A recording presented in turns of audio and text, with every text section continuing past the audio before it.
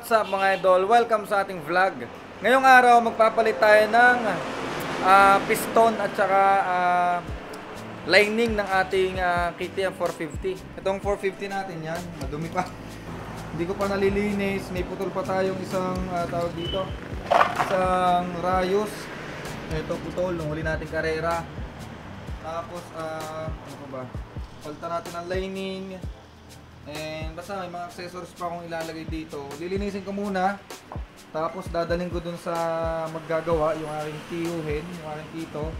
Saka magkakalas itong ating KTM 450. Sana umabot pa to sa ano, sa tawag dito sa karera sa Lipa. May karera kasi ngayong March 16 dito sa may Lipa, Batangas, dito sa Barako Fest. Yun. Linisin ko lang. Punta na tayo sa bahay namin dito.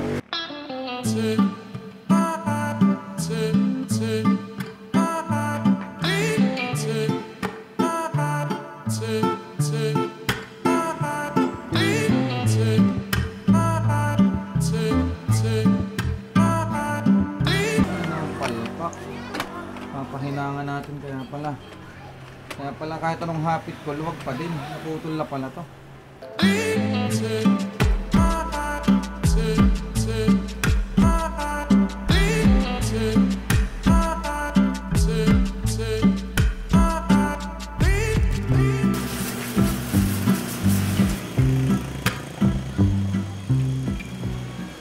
Sa mga gusto nga pala magpagawa ng 5 peso car wash, yan. Ito yung ating 5 peso car wash. Pwede shampoo, pwede rin ang tubig. So kami ang gumagawa niyan mga idol, kaya kung may gusto magpagawa sa inyo, message nyo lang ako or mag-comment kayo dito sa ating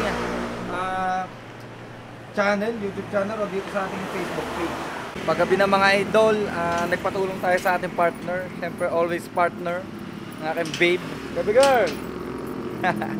So punta na tayo sa kabilang bahay para magpaayos ng motor. Yan, oo nga, angkas kami dito. Yan, yun na aming ride. Yun na aming rides ngayon. Hi babe! Welcome to my vlog! Okay, tara! Tara na!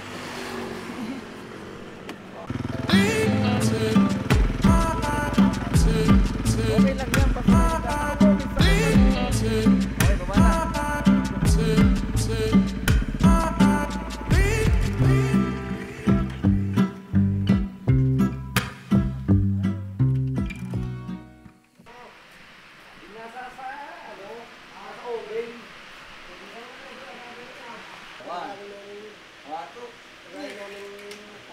Tinanggal pala yung wob.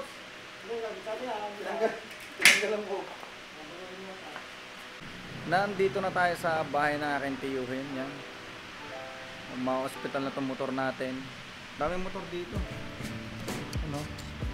May, di ba lang kung ano, ay enduro, yan, KTM, KTM din. Puro KTM ang motor dito. Ito binebenta to. Mababa lang ang oras nito, nasa 44.5 hours lang. Yun, binebenta siya mga idol. 2018 KTM 450 SXF. Yan. Ito 6 days ata. Parang 6 days na yan. Tay, kailan mo motor? Pag-ayos sa tuhod. Ginagawa pa. Ginagawa pa. Yan. May isa pa tayong motor doon. Madilim lang. Simulan na natin ang pagkakalas na ito. Ito ang ating mga piyesang gagabit. Tambutso. Yan.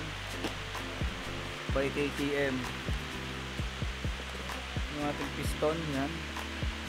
Gasket. Yan. Papalitan na rin natin ang lining. Gastos! Puro gastos ng dala ko. Alright. Inabot na tayo ng second day mga idol. Dito sa bahay ng tito ko. Yan. So sabi ng tiyuhin ko ano, hindi muna natin papalitan ng piston. Pero ating i-maintenance. Tapunta natin. YouTube. Natin bag clearance.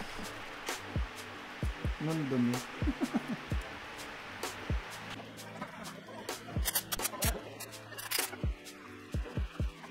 sabi ng kuya ng aming mekaniko dito, anti-yuhin, ano, ang clearance niya ay malaki na ng ano, ng 5 to 10 mm na yung difference, kaya medyo maingin yung makina. Ngayon, papalitan muna natin ang eto, lining yan. So, let's go! Hi! Ay, halatang itim ko! Ang itim ko! Nagtaka ka pa? Lalo ko.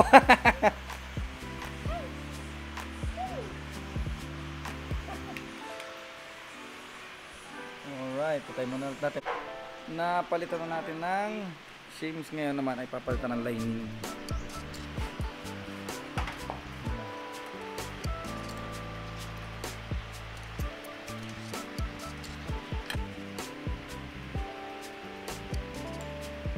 Sama na amoy. Masama na amoy.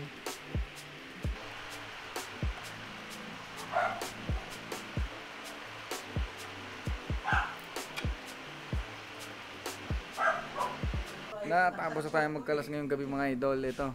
Yan. Sige po. Yan. Nakalas na. Dumi. Lilinisin ko bukas. May practice bukas. Naputol ang tambot siya. Hindi ko na nabidyoan mga idol ng pinagawa natin to, pero okay na. Yan, kakabit natin, tapos papractice tayo mamaya. Ito yung ginawa sa kanya, pakita ko sa inyo. Ito. Yan. Naputol na to. Naputol na rin to dati. Ito, naputol na rin dati. Tsaka ito. So yun, kakabit na natin to sa ating motor. Yun, lusisang yun. Alright.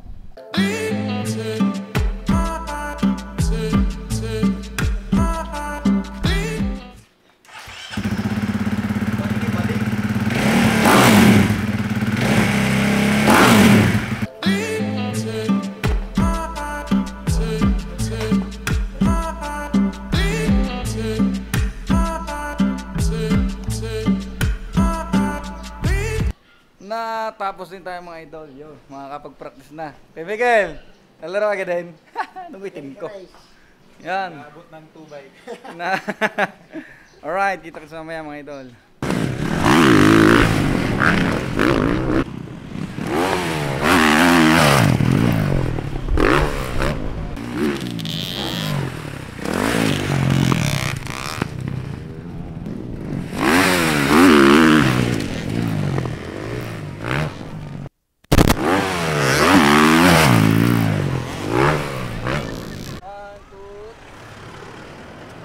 Tatay, sobrang lapit. Balik niya.